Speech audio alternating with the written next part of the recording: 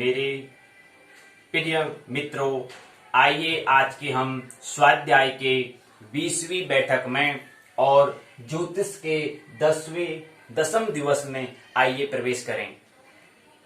पिछले 9 दिनों से हम ज्योतिष के बारे में अध्ययन कर रहे हैं।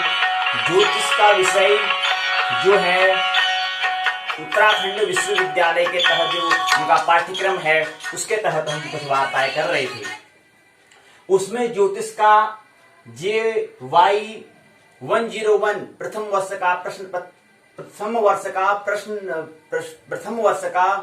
प्रश्न पत्र जो है ज्योतिष ब्रह्मांड एवं काल, इस पर हम चर्चा कर रहे हैं।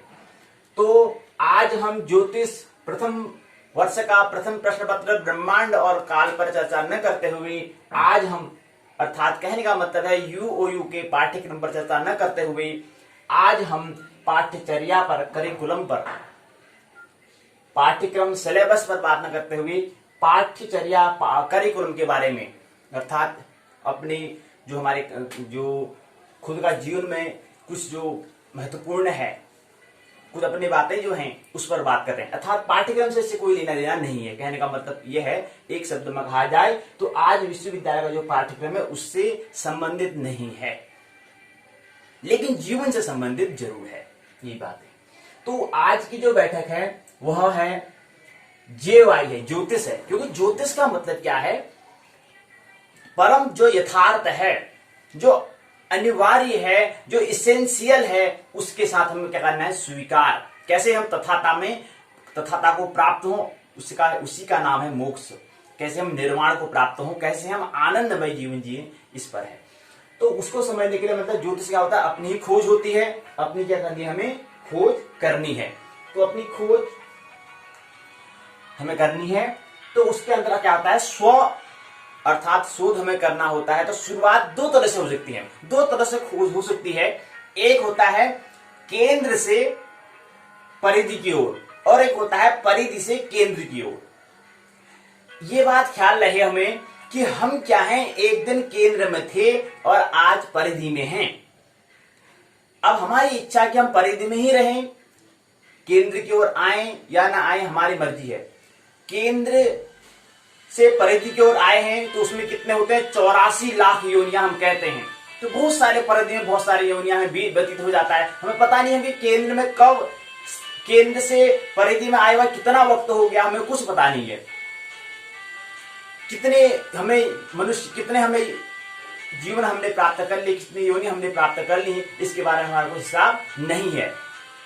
तो एक यात्रा होती है केंद्र से परिधि की ओर, एक यात्रा होती है परिधि से केंद्र की ओर। तो केंद्र से हम परिधि तक हम आ चुके हैं। अब क्या होता है कि जो शिक्षा का, पूरे शिक्षा व्यवस्था का या पूरी साधना का, जो योग का इत्यादि जो भी शास्त्र लेने, गीता लेने, कोई भी अन्य चीज ले रहे हैं, वो इशारा इसीलिए कर रहे हैं कैसे हम परिधि से केंद्र की ओर आए, कैसे हम परिधि से केंद्र की ओर आए। अब परिधि की ओर हमें आना है। तो वही चीज पर यहां पर जो व्यक्ति परिधि से केंद्र की ओर यात्रा कर रहा है तो उसमें सबसे पहला महत्वपूर्ण क्या होगा? वो यात्रा कहां से करेगा? अर्थात अपने से जानने से प्रारंभ करेगा। स्व मतलब खुद से क्या करेगा? जांचेगा कि मैं कौन हूं से प्रारंभ करेगा। और एक होता है कि अभी इसकी इच्छा नहीं है केंद्र की ओर आने की, अभी कोई इच्छा नहीं है। केंद्र में आना ही मोक्ष है, केंद्र में पहुंच जाना ही निर्वाण है, अर्थात परमात्मा, आत्मा का परमात्मा से मिलन है। तो उसकी भी इच्छा नहीं है, वह नहीं आ रहा है, तो उसकी इच्छा भी नहीं है। तो इसी क्रम को हम विकास, डेवलपमेंट कहते हैं। लेकिन एक वक्त उसको भी आएगा जब वो केंद्र में आना चाहेगा। तो जो व्यक्ति केंद्र में पहुंचना चाहता है, आत्मा को परमात्मा से मिलन चाहता है, तो वह यात्रा क्या करेगा? केंद्र से परिधि तो हो चुका है, परिधि से अब केंद्र में आना है। यानी कि घर से विद्यालय गया है तो विद्यालय से घर आएगा, तो आना ही है, तो यात्रा आ सकती है। ज्योतिष वही है कि परिधि से केंद्र की ओर यात्रा, अंतस यात्रा जिसे हम कह सकते हैं, इनर जर्नी हम जिसको कह सकते हैं। और एक यात्रा होती है परिधि में ही रहो, परिधि के बारे में यात्रा करो। ब्रह्मांड के बारे में, ये ज्योतिष के बारे में पढ़ तो नहीं, ब्रह्मांड के बारे में पढ़ तो नहीं, तो इतने सारे क्या है अरबों खरबों ताराएं हैं, ग्रह हैं, उपग्रह हैं, खगोलीय पिंड, इतने सारे खगोलीय पिंड हैं। तो इतने सारे खगोलीय पिंड हैं, 1000 नहीं कम से कम 50,000 पृथ्वियां हैं। इतने इसमें जीवन 50,000 पृथ्वी जिसमें जीवन है, 50,000 एक पृथ्वी ये है, इतनी बड़ी वसुधा है, तो बहुत सारे है। तो परिधि में यहाँ भूल सकते हैं, ये चीज होता है। लेकिन एक होता है कि हमें क्या करना है, परिधि से होकर क्या आना है, हमें केंद्र में आना है। तो उसकी क्या होता है, इसी को हम विकास क्रम कहते हैं। लेकिन जो व्यक्ति क्या होता है, एक बार परिधि केंद्र से होकर परिधि में आ गया, एक बार केंद्र से परिधि में आ गया और परिधि से फिर केंद्र की ओर पहुंच गया, जो व्यक्ति क्या है केंद्र से परिधि में है तो विकास चलेगा। यानी केंद्र से परिधि का जो क्रम कहलाता है, वहां पर हम विकास डेवलपमेंट की बात करते हैं। लेकिन जब केंद्र से फिर हम क्या करते हैं, परिधि से फिर केंद्र में आता है तो भी विकास का क्रम होता है। लेकिन जो व्यक्ति केंद्र से फिर क्या करता है, फिर परिधि में आता है, क्योंकि लीला कहां होगी, केंद्र में घूम सकती है। अर्थात शरीर हमको लेना पड़ता है, तो शरीर मतलब हमें कुछ न कुछ हमें शरीर लेना होगा, उसको मतलब है परिधि में। अर्थात लीला करने के लिए हमें शरीर धारण करना होता है, तो हमें परिधि आना पड़ता है। तो वहां पर फिर उसका विकास नहीं कहेंगे, वहां पर हम उसको हम अवतार कहते हैं। जैसे कृष्ण है या राम है, इनको हम क्या कहते हैं, अवतार कहते हैं। तो इनका क्या है, ये केंद्र से ही आते हैं, केंद्र से ही क्या होते हैं, ये परिधि में केवल खेल करने के लिए आते हैं, ड्रामा करने के लिए, नाटक करने के लिए आते हैं। ये कोई अपने वो कर्ता दृष्टा मतलब कुछ नहीं, पूरी बात समझ चुके हैं कि पूरी क्या होने वाला है, मतलब क्या होता है जगत में, उनका पूरा ख्याल है उनको। तो वहां पर विकास की बात नहीं होती है, फिर वहां पर विकास कोई भी नहीं होता है। बुद्धत्व अंतिम जो शिखर है वो है बुद्धत्व, उसके अलावा फिर कोई विकास नहीं। उसके बाद केंद्र में आत्मा परमात्मा जो है ब्रह्म जो है। और ब्रह्मांड क्या है, ब्रह्म प्लस अन्न बता रहे हैं, और ब्रह्म अर्थात प्रकृति, ब्रह्म और अन्न अर्थात प्रकृति। तो ये चीज हमने बात की। तो ये बताया कि यात्रा होनी है। तो स्व परिचय आज की बैठक में है, अर्थात जीवन दर्शन। हमें क्या करना चाहिए, हमें जीवन दर्शन, व्यक्तियों के जो व्यक्तित्व हैं, कृष्ण के व्यक्तित्व के बारे में, कृष्ण के जो व्यक्तित्व है उस व्यक्तित्व को हमें समझना है, उसके इशारे को लेने का। अभी तो हम अभी इसके व्यक्तित्व, कृष्ण के व्यक्तित्व को समझ नहीं सकते हैं, लेकिन उसके समझने का हमें प्रयास करना है। एक वक्त हमें भी आना है, एक वक्त हमारा भी क्या होना है, मानव से भगवत्ता अर्थात भगवान, तो भगवान की तरह हमें पहुंचना है। तो यात्रा क्या है, मनुष्य इससे भी छोटी, इससे भी नीचे की योनियां होती हैं, मध्यम की श्रेणी है। यहां से हम छलांग ऊपर को भी लगा सकते हैं और छलांग नीचे को भी लगा सकते हैं, और नीचे को छलांग लगाने की संभावना 99.99% क्या है, नीचे गिरने की है, क्योंकि वहां पर हमें क्या है, अनुभव है, वहां पर से अभी हम क्या है, यात्रा करके आए हुए हैं। लेकिन 1% 0.1% क्या है कि हम छलांग ऊपर भी लगा सकते हैं, अर्थात तथाता में, अर्थात जो हम भगवत्ता भगवान में कहते हैं। यही भक्ति का प्रतीक है, यही क्या है, भक्ति का प्रतीक है। तो कुल मिला के हमने कहा कि जो ये 3 खंड हम इसको कहेंगे, इसको भी हम बताएंगे कि जो 3 खंड क्या क्या है, एक स्वार्थ, एक पुरुषार्थ, एक परमार्थ। अर्थात जो व्यक्ति केंद्र की ओर आना चाहता है या आ रहा है, तो पहले क्या करेगा, स्वार्थ करेगा, अर्थात स्व का अर्थ को समझेगा। मैं आखिर हूं कौन, पूछेगा मैं कौन हूं, पूछेगा हु एम आई, मैं कौन हूं से प्रारंभ करेगा। बहुत हो गया, ध्यान बढ़ेगा, बैठेगा, करेगा, अपने तलाश खोजबीन चलता रहेगा, उसका क्या है, आखिर है क्या जगत में। तो शुरुआत अपने से करेगा। एक दूसरे से शुरुआत होता है कि प्रकृति से शुरुआत करना, एक होता है ब्रह्म से शुरुआत करना। तो ये चीजें 3 स्वार्थ, पुरुषार्थ और परमार्थ भी बात करते हैं इस पर। तो सबसे पहली बात है कि आज हम स्व परिचय अपने के बारे में थोड़ा समझने का प्रयास यहाँ पर कर रहे हैं कि ज्योतिष क्या है। ज्योतिष खोज है, ज्योतिष जो हम आमतौर पर सोचते हैं वो नहीं है, और दूसरी बात ये विकसित विज्ञान है, ये भी ख्याल रहे।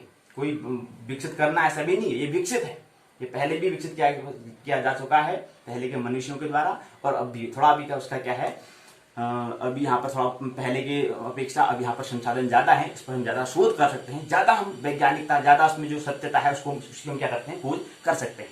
तो आइए पहले क्रम में समझते हैं। सबसे पहले होता है कि हम क्या होते हैं कि हम ये हमारा जीवन कैसे चलता है। हमारा जीवन चल रहा है, अभी चल रहा है, इसके बाद फिर क्या होता है, जन्म और मृत्यु 2 चीज होती हैं। तो मृत्यु के बाद क्या होता है, फिर तत्क्षण हमें क्या होता है, दूसरा शरीर हमें लेना होता है। लेकिन ख्याल रहे, जो उच्चतम उच्च तरह की जो कोटि की क्या होती है, जो आत्माएं होती हैं, तत्क्षण उसको शरीर नहीं मिलता। जो निष्कृष्ट, जो निम्नतम की जो आत्माएं हैं, जिनमें जो क्या है, कहने का मतलब जो सतोगुणी हैं, या कह सकते हैं अधिकता उसमें रजोगुणी या सतोगुणी जो है, वो उनको आत्माओं को क्या है, एक तत्क्षण क्या है, कहें रजोगुणी, तो रजोगुणी जो आत्माएं होते हैं तत्क्षण उनको क्या कहते हैं, दूसरा शरीर नहीं मिलता है, उनको हम क्या कहते हैं, देवता कहते हैं। और एक आत्मा होती है निम्नतम होती है, जो क्या होती है, तमोगुणी प्रधान होती है, उनको भी तत्क्षण क्या होता है, शरीर नहीं मिलता है। तो शरीर क्या है, तत्क्षण उनको नहीं मिलता है। और एक मध्यम क्रम का होता है, जो थोड़ा बैलेंस होते हैं, समतुल होते हैं, सत्व थोड़ा रज और सात्वम के समतुल होते हैं, उनको तत्क्षण क्या होता है, शरीर मिल जाता है।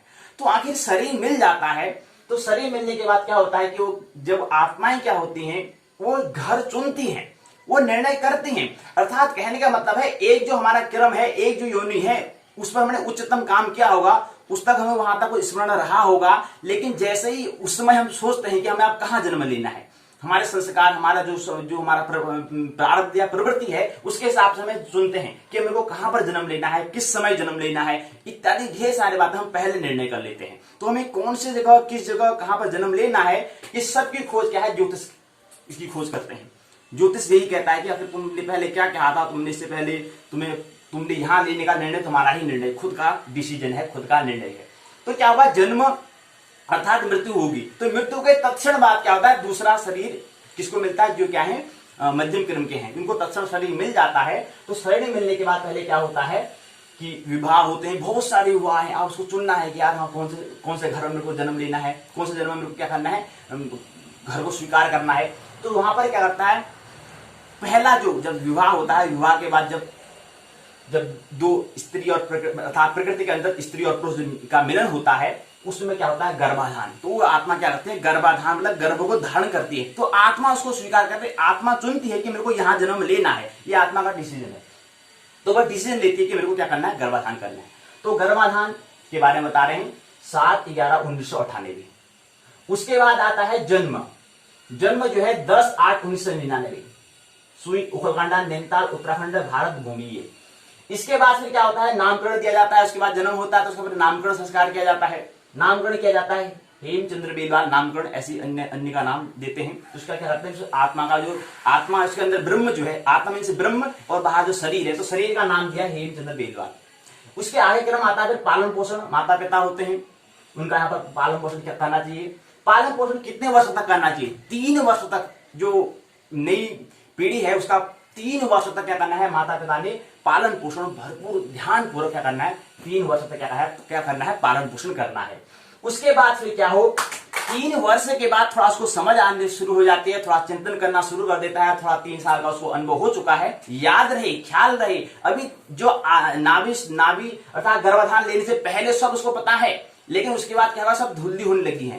3 साल का जो गर्भाधान लेने से पहले भी तो उसका शरीर होगा, उसके और अब ये 3 वर्ष का जो समय हो गया, बीच का जो अंतराल है, ये अंतराल को ज्यादा बढ़ाना नहीं है। इसलिए शिक्षा की ऐसी व्यवस्था होनी चाहिए कि तत्क्षण उसको जो पहले 3 साल से पहले जो शरीर में था, उसका स्मरण करा दिया जाए। उसका स्मरण करा दिया जाएगा तो उस आत्मा को हम उसको हम एक आविष्कार कह सकते हैं। एक उसके जो उसका स्वभाव है, जो उसके अंदर बीज है, उससे हम क्या कर सकते हैं, आशा कर सकते हैं कि ये भविष्य में क्या बनेगा, कुछ परोपकार कर सकता है। तो उसके बीच जो पहले जो उसका क्या जो गर्भाधान लेने से पहले जो उसने शरीर लिया था, उससे उसका तत्क्षण क्या करा दिया है कि उसकी बात जो बीच का जो अंतराल है, उस अंतराल को कम कर दिया जाए। तो इसलिए 3 वर्ष तक क्या करना है, भरपूर पालन पोषण उसका करना है। उसके बाद फिर क्या करना है, शिक्षा की व्यवस्था। शिक्षा की व्यवस्था इसलिए तो शिक्षा का महत्व है, नहीं तो शिक्षा का कोई महत्व नहीं होता। शिक्षा का महत्व फिर क्या करनी है, नाभि स्थित क्या होनी है, शिक्षा व्यवस्था करनी है, जो क्या हो, नाभि स्थित शिक्षा हो। उसके बाद फिर शिक्षा क्या हो, हृदय स्थित हो। गर्भाधान से लेकर के 7 वर्ष 1998 से 2006 तक, और शिक्षा हृदय स्थित 8वें वर्ष से 14 वर्ष 2007 से 2013।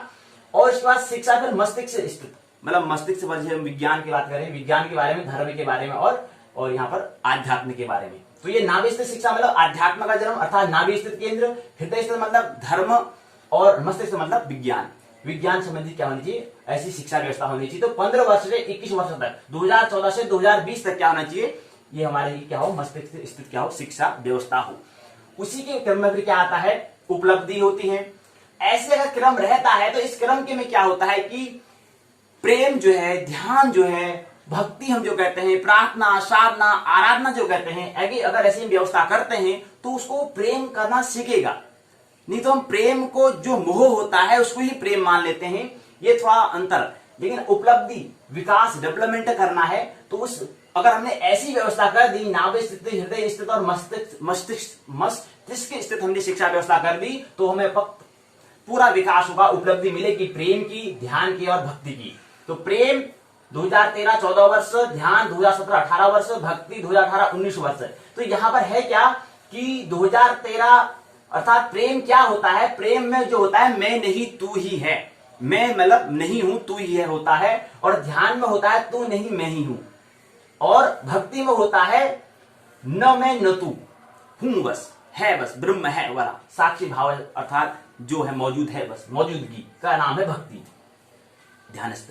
तो प्रेम में क्या होता है, यू, ध्यान में होता है आई, और भक्ति में होता है न आई न यू, नॉन, कुछ भी नहीं, हूं आता बस केवल। और इसका शिक्षा प्रारंभ 2004 एक साथ 2004 से लगातार जारी है। उसके बाद संस्था बता रहे हैं, संस्था क्या है, भूमंत्री ज्योतिष पाठशाला बीजेपी। हम क्या कर रहे हैं, J10 के दिन, डे 10 ज्योतिष के 10 दिवसीय जो 10वीं दिन की बैठक है, 10वीं जो बैठक चल रही है, उसमें है क्या है, स्वपरिचय पाठशाला पर हम बात कर रहे हैं। तो फिर क्या है यहाँ पर, संस्था भूमंत्री ज्योतिष पाठशाला बीजेपी, इसको हम कहते हैं। स्थापना 10 अक्टूबर 2020, 21 वर्ष की आयु।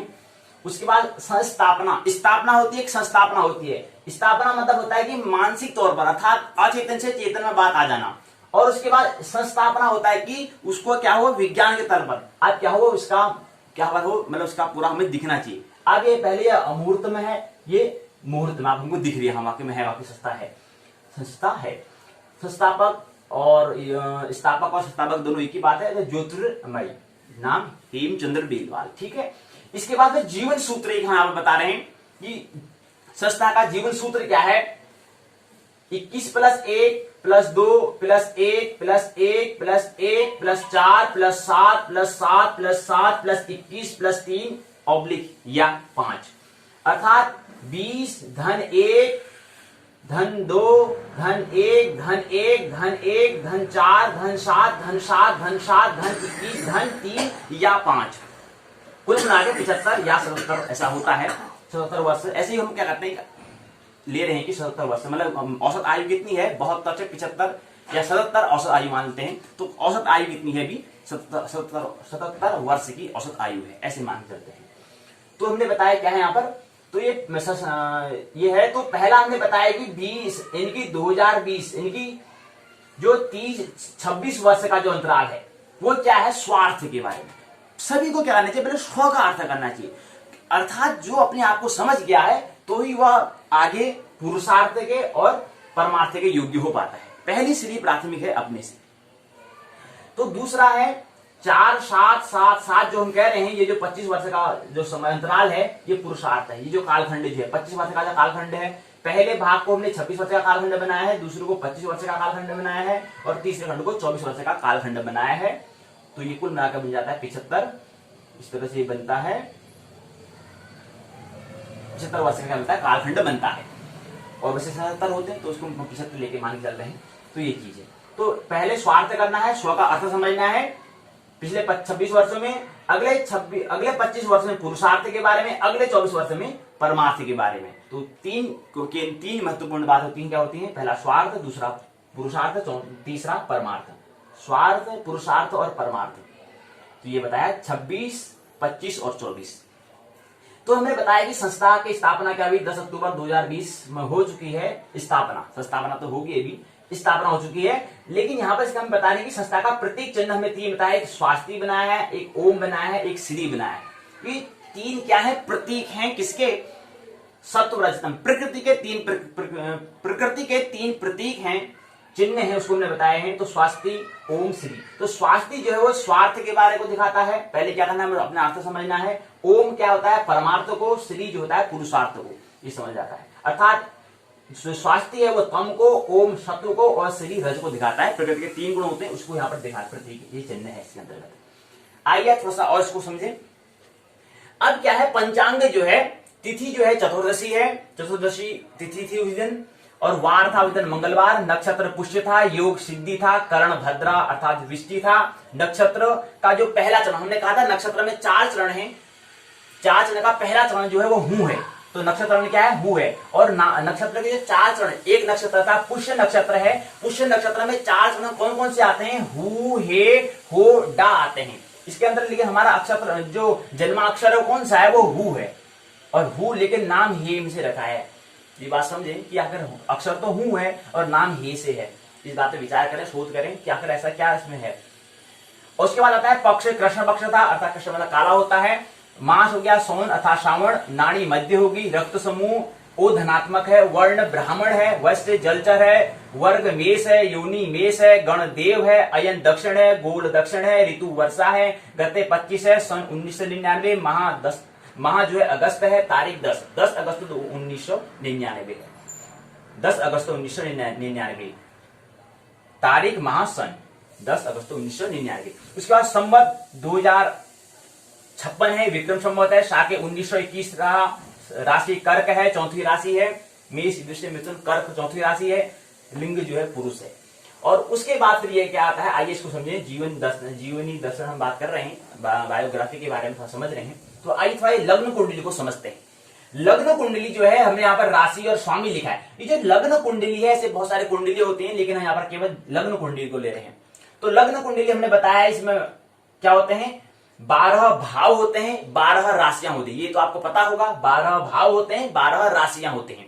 ख्याल रहे, यहां पर जो हमने नीले रंग जो है, नीले जो पेन से हमने लिखा है, मार्कर से लिखा है, तो वो क्या दिखा रहा है, वो भाव को दिखा रहा है। यहाँ पर अलग से लिखा हमने, तो ये भाव को दिखा रहा है, और ये हरे जो है वो राशि को दिखा रहा है। तो कहने का मतलब है, यहाँ पर 5 लिखा है, यहाँ पर 6 लिखा है, यहाँ पर 7 लिखा है, यहाँ पर 8 लिखा है, यहाँ पर 9 लिखा है, यहाँ पर 10 लिखा है, यहाँ पर 11 लिखा है, यहाँ पर 12, यहाँ पर 1, यहाँ पर 2, यहाँ पर 3, यहाँ पर 4। पहले वैसे समझ लें 12 भाव और 12 राशि कैसे हैं, देखें। 1 2 3 4 5 6 7 8 9 10 11 12, ये 12 खाने हैं, 12 कमरे हैं, अर्थात 12 भाव हैं। तो भाव कहां से शुरू होता है, भाव यहां से नीले पेन से लिखा है, नीले रंग से लिखा है, तो उसका जो लिखा है उसका है पहला भाव है, पहले रंग से पहला अंक लिखा है हमने, दूसरा अंक 2 लिखा है, तीसरा 3, चौथा 4, पांचवा 5, छठा 6, सातवां 7, आठवां 8, नौवां 9, 10वां 10, 11वां 11 और 12वां 12 है। अब यहाँ पर होता क्या है, अब हमने यहाँ पर इसको थोड़ा हमने लाल और काला 2 चीज से लिखा है। क्यों, क्योंकि ये लग्न है, लग्न को इसलिए 5 से दिखाया है, और अन्य को हमने क्या है, नीले से दिखाया है, और नीले किसको, भाव को दिखाया है, और हरे से हमने राशि को दिखाया है। लेकिन यहाँ पर हमने लाल और काले से दिखाया है, तो यहाँ पर ये महत्वपूर्ण होता है, ये लग्न है, इसलिए हमने यहाँ पर लग्न जो है 5 को हमने हरे और नीले से नहीं दिखा करके हमने लाल और काले से दिखाया है। तो ये 5वां यहाँ पर लग्न में जो ये 5 जो दिखा रहा है, ये 5वीं राशि को दिखा रहा है। तो हमने कहा कि इसमें 12 भाव और 12 राशियां होती हैं, इसका क्रम क्या है आइए समझे। मतलब उसमें हमारा जब हमने स्वीकार किया था, उसमें वहां पर कैसा था, मतलब कैसा नक्षत्र की व्यवस्था थी, कैसे नक्षत्र क्रम में थे, वही क्रम की हम बात कर रहे हैं। तो उसमें क्या था, यहाँ पर लग्न में 5वीं राशि थी, 5 अंक मतलब 5वीं राशि, और 5वीं राशि कौन सी होती है, सिंह होती है, सिंह होती है, और सिंह के स्वामी होते हैं सूर्य। तो 5वीं राशि, छठी राशि, यहाँ पर छठा लिखा इसलिए अंक, यहाँ पर 7वां लिखा अंक, 8वां लिखा, 9वां लिखा, 10वां लिखा, 11वां लिखा, 12 लिखा, 12वां लिखा, 12 में 13 नहीं आएगा, फिर 1 आएगा, क्योंकि 12 ही होते हैं, 13 इसलिए हो नहीं सकता है। तो 1 आएगा, फिर 2 आएगा, फिर 3 आएगा, फिर 4 आएगा, ये यहाँ पर फिर 5 पुनरावृत्ति हो जाएगी। तो ऐसे क्या है, चक्र बनाया है जन्म कुंडली का। तो यहाँ पर होता है कि हमने ये बता दिया। अब इसी क्रम में हमने बताया कि ये तो जो 5 अंक जो बता रहे थे, ये राशि के थे। भाव का हमने बताया कि भाव क्रम यहां से शुरू होता है, 1 2 3 4 5 6 7 8 9 10 11 12, ये भाव को बताया और ये राशि को बताया। लेकिन हमारा महत्वपूर्ण भाव को दिखाते नहीं है, लेकिन हमने फिर भी दिखाया है। भाव को पता ही होता है, भाव तो गति नहीं करते हैं, भाव जो है, जो 12 भाव होते हैं वो गति नहीं करते हैं, लेकिन राशियां गति करती हैं। तो इसलिए ठीक है, भाव तो वही रहेंगे, लेकिन राशियां बदल जाएंगी। जैसे लग्न कुंडली है, इसमें भाव वही रहेगा, लेकिन क्या हो जाएगा, राशि बदल जाएंगी। जैसे चंद्र कुंडली में यहाँ पर क्या है, भाव वही रहेंगे, लेकिन क्या हो जाएगा, ये राशियां बदल जाएंगी। और राशि क्या होती है, ढेर होता है, अमाउंट होता है, और राशि के अंदर क्या होता है, तारे होते हैं, ये ख्याल रहे। और नक्षत्र जो होता है, तारों का समूह होता है, ये ख्याल रहे। तो यहाँ पर शुक्र है, जो हमारा लग्न है वो क्या है, शुक्र है। और इसके बाद फिर यहाँ पर 7, अब बताएं यहाँ पर ग्रह और भाव के बारे में बताया है। तो यहाँ पर जो सूर्य है चंद्रमा है, सूर्य जो है 12वें भाव में बैठा है, चंद्रमा जो है 12वें भाव में बैठा है, मंगल जो है तीसरे भाव में बैठा है, बुध जो है 12वें भाव में बैठा है, गुरु जो है 9वें भाव में बैठा है, शुक्र पहले भाव में, शनि 9वें भाव में, 9वें कमरे में, हाउस में, और राहु 12वें भाव में अर्थात 12वें कमरे में, 12 हाउस में, केतु छठे कमरे में बैठा है, छठे भाव में बैठा है, ये हम कहते हैं। तो ये ग्रह क्या है, ग्रह 9 होते हैं, सूर्य, चंद्र, मंगल, बुध, गुरु, शुक्र, शनि, राहु, केतु। राहु केतु जो छाया ग्रह कहते हैं इसको हम, राहु और केतु, उसको बाद में समझेंगे। तो लेकिन बताए यहाँ पर कितने हैं, 9 ग्रह हैं, और भाव कितने हैं, 12, 3, 9, 1 और 6। ये क्या है, 12, 3, 9, 1 और 6, ये क्या है, इतने भावों में बैठे हैं। लेकिन यहां पर देखें चौथे भाव में क्या है, 4 ग्रह बैठे हैं। कौन कौन से, पहला सूर्य, दूसरा चंद्रमा, तीसरा बुध, चौथा राहु, ये चौथे राशि में, और भाव 12 में। वहां पर ना थोड़ा समझिए, यहाँ पर चौथा जो है राशि है, कर्क राशि है। ये चौथा जो अंक हमने लिखा है नीले पेन से जो लिखा है, ये कर्क राशि को दिखा रहा है। चौथी राशि कर्क होती है, तो कर्क राशि है, लेकिन ग्रह और भाव कौन सा है, 12वां, और ग्रह कितने बैठे हैं उसमें, सूर्य, चंद्र, बुध और राहु, 4 ग्रह बैठे हुए हैं। इसी क्रम में हमने ये लग्न बताया, लग्न में ये 5वां अंक से दिखाया, तो ये क्या है, ये 5वीं राशि अर्थात सिंह राशि को दिखाता है। तो ये 5वीं राशि से क्या है, इसके यहाँ पर जो लग्नेश जो है अर्थात लग्नाधिपति जो है वो शुक्र है। कौन है, शुक्र है। तो ये हमने शुक्र बताया। उसके बाद यहाँ पर जो है तीसरे भाव में, ये पहले भाव में शुक्र बैठे हुए हैं, शुक्र ग्रह है, और तीसरे भाव में मंगल है। तीसरे भाव में कौन है, मंगल है। और इसी क्रम में अगला क्या होता है, 10वें, छठा जो भाव है उसमें 10वीं राशि है, बैठे कौन है, केतु। देखो इसको ऐसे समझें कि लग्न क्या है, पहले भाव में 5वीं राशि सिंह राशि, और ग्रह कौन है, शुक्र ग्रह है। और ऐसे यहां पर तीसरे भाव में 7वीं राशि और मंगल ग्रह है। 7वीं राशि कौन सी होती है, 7वीं राशि हमारी होती है तुला। 5वीं राशि कौन सी होती है, सिंह। और ऐसी यहां पर लिखा है छठे भाव में 10वीं राशि और ग्रह केतु है। केतु हमने बताया 10वीं राशि कौन सी होती है, मकर, और छठा भाव होता है। जो 10वां जो है वो जो राशि है वो कौन सी है, मकर राशि है। अब हमने बताया कि हमने राशि कितनी 12 होती हैं, ग्रह 9 होते हैं, भाव जो होते हैं 12 होते हैं। तो राशि 12 कौन सी है और स्वामी क्या है, उसको समझिए। मेष, वृष, मिथुन, कर्क, सिंह, कन्या, तुला, वृश्चिक, धनु, मकर, कुंभ, मीन, और स्वामी है मंगल, शुक्र, बुध, चंद्रमा, सूर्य, बुध, शुक्र, मंगल, गुरु, शनि, गुरु। ये क्या है, उनके स्वामी हैं। तो यहाँ पर लग्न क्या किसे कहते हैं, तो यहाँ पर लग्न जो है ये कौन सी लग्न की कुंडली है, ये लग्न, ये जो लग्न है इसकी सिंह लग्न की क्या है, कुंडली है। तो ये कौन सी लग्न कुंडली है, लग्न कौन है इसमें, सिंह है। और उसके स्वामी कौन है, सिंह के स्वामी होते हैं सूर्य। और यहाँ पर ग्रह कौन सा बैठा है, शुक्र ग्रह। तो शुक्र, तो यहाँ पर जो क्या हमने कहा कि लग्नेश शुक्र ग्रह है, अर्थात लग्नाधिपति क्या है, शुक्र ग्रह है। और कौन सी लग्नी कुंडली है, सिंह लग्नी। सिंह मतलब सिंह जो ढेर है, राशि मतलब सिंह राशि होता है, राशि मतलब ढेर होता है, तो सिंह राशि क्या है, कुंडली है ये। और यहाँ पर स्वामी सूर्य हो गए, भाव क्या है, पहले भाव में बैठे हुए हैं शुक्र। ये भाव क्या है, पहले भाव में है। ये महत्वपूर्ण होता है लग्न, इसलिए पहले भाव को लग्न हम कैसे व्यक्त करते हैं, ये क्या बताते हैं। तो भाव क्या है, ग्रह क्या है, राशि किसे कहते हैं, लग्न सिंह है, वर्ग किसे कहते हैं, ये प्रश्न करने को समझे बात में आखिर क्या होता होगा। उसी क्रम में आता है इष्टकाल। इष्टकाल जो होता है, सूर्य उदय जब हुआ और जन्म समय जब हुआ, जन्म समय और सूर्योदय, जन्म समय से सूर्योदय का जो मान है उसको अगर घटाते हैं तो जितना मान आता है उस मान को हम इष्टकाल कहते हैं। अब यहां पर तो हमारी बात समझ में आ जा रही है, लेकिन किसी का अन्य और भी नियम बाद में हम समझेंगे, जब बैठक होगी आने वाली जो बैठक उसमें समझेंगे। लेकिन हम हल्का संकेत दे रहे हैं क्योंकि हमारा क्या है, सूर्योदय क्या हुआ है, पहले हुआ है और जन्म बाद में हुआ है। जन्म 7:45 कुछ इस तरह से हुआ है, और सूर्योदय क्या होता है 6 कुछ में ऐसे 6, 5, 5:30 ऐसे होता है, तो आराम से निकल जा रहा है। तो कितना अंतर आता है, वो आता है 5 घटी 14 पल 34 विपला। ये क्या है, इष्टकाल है। जन्म समय प्रातः क्या हुआ है, 7:45 मानक समय है, याद रहिए मानक समय, भारतीय मानक समय के साथ क्या है, 7:45 में हुआ है जन्म, और प्रातः काल की बात है। अक्षांश क्या है, 0, 26 डिग्री 23 अंश जो है कला, मतलब इतने उत्तर की ओर है। और रेखांश क्या है, 79, 27 पूर्व की दिशा की ओर है। इतनी जो पृथ्वी का झुकाव है उसकी हम बात कर रहे हैं, उस झुकाव के हिसाब से इतनी डिग्री इतने अंश की बात, इतने अंश इतना कला के बारे में बात कर रहे हैं, तो इतना अंश इतने कला में क्या है, पृथ्वी झुकी हुई है, तो वो उत्तर के अक्षांश जो है, रेखांश जो है, अक्षांश अभी आगे आने वाली बैठक होने वाली है उसमें समझेंगे, लेकिन केवल आगे समझना कैसे, ये तो समझना है वहां पर, यहाँ पर समझ बात नहीं आ रही है, जब वहां पर करेंगे तो वहां पर समझेंगे तब जाके ये बात समझ में आएगी। तो यहाँ पर अक्षांश लिखा है 0, 29, 23 उत्तर लिखा है, रेखांश लिखा है 89, 27 पूर्व लिखा है, 79 माफ करना 79, 79, 27 पूर्व लिखा है, 0, 79, 27 पूर्व लिखा है।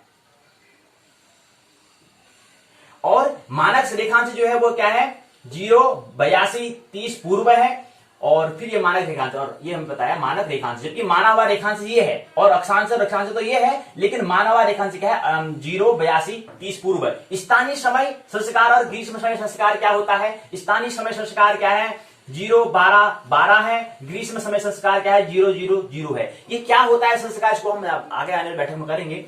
तो यही तो हम वहां पर समझना है कि अगर किसी की जन्म लग्न कुंडली या कुंडली मिल जाए, इसको कैसे हमें पढ़ना है, कैसे उसको समझना है, इसलिए तो पहले हमें पाठ्यक्रम को समझना होगा।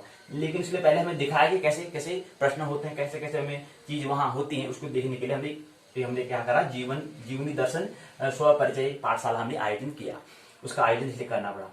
और क्या इसके बाद प्रातःकाल बताया, मानक समय क्या है, 7:45 है, जबकि वहां का स्थानीय समय क्या है, 7:32 का जबकि स्थानीय समय है, और मानक समय क्या है, 7:45।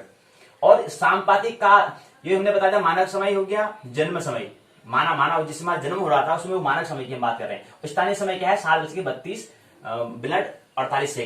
सांपातिक काल क्या होता है, सांपातिक काल क्या है, 4:45 ऐसा है। और सूर्योदय मानक, सूर्योदय स्थानीय, सूर्यास्त मानक, सूर्यास्त मानक, सूर्यास्त स्थानीय, माना हुआ और एक स्थानीय वाकई जो स्थान है उस हिसाब से समय। तो सूर्योदय जो है माना हुआ है 5:39 में सूर्योदय माना हुआ समय, जो सूर्योदय उसमें हुआ था, उसमें जो माना हुआ मानक जो समय है वो ये है। और सूर्योदय उसमें स्थान में जो था, वहां पर उस स्थान में 5:26 ये स्थानीय समय था, 5:39 ये मानक समय था।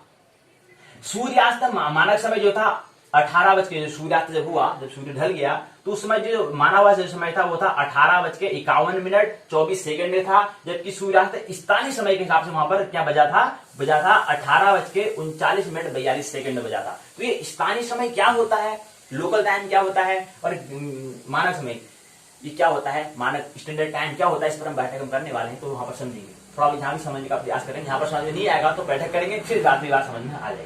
लग्न सिंह राशि वाली है, नक्षत्र पुष्य है, लग्नाधिपति सूर्य ग्रह तारा कह सकते हैं, नक्षत्र स्वामी शनि है, नक्षत्र चरण हूं है, राशि कर्क है, राशि स्वामी चंद्रमा, और चंद्रमा क्या है, स्त्री है, और हूं यहाँ पर मैंने बता दिया। होड़ा चक्र में नक्षत्र चरण, और नक्षत्र चरण में कौन सा चरण है, एक चरण, 108 में एक चरण कौन सा है, हूं। नक्षत्र 27वां पुष्य नक्षत्र है, वर्ण ब्राह्मण है, वैश्य जलचर है, स्वभाव छांग है, राशि का स्वामी चंद्रमा है, गणदेव है, नाड़ी मध्य है। एक ढेर सारी बातें होती हैं कि हमें ज्योतिष आखिर क्या है, ज्योतिष किसे कहते हैं, ज्योतिष आखिर किसकी खोज है, वही खोज है जो अनिवार्य उसकी खोज है, उस पर हमें स्वीकार करना है। उससे कोई व्यर्थ की जो हमें क्या करनी है, व्यर्थ की भागदौड़ नहीं करना है, आपाधापी हमें नहीं करनी है। सुबह होती, शाम होती, उम्र यूं ही तमाम होती, ऐसा नहीं करना है। कुछ बातें समझनी है और एक होशपूर्वक जीवन जीना है, महोत्सव पूर्व जीवन जीना है, एक लीलापूर्ण जीवन जीना है।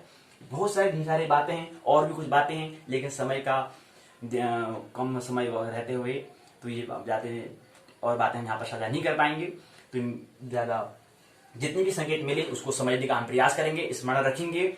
मानना कोई अनिवार्य नहीं है, जानना महत्वपूर्ण है, क्योंकि नहीं तो द्वार क्या हो जाएंगे, बंद हो जाएंगे। प्रवेश करना है तो क्या करना होगा, हमें मानना नहीं होगा, जानना होगा, और एक आनंद महोत्सवपूर्वक जीवन जी, ऐसी हम आशा करते हैं। मेरी बातों को इतने प्रेम पूर्वक शांति पूर्वक सुना, बहुत बहुत अनुग्रहित हूं। अंत में सबके भीतर बैठे हुए परमात्मा को प्रणाम करता हूं, मेरा प्रणाम स्वीकार करें।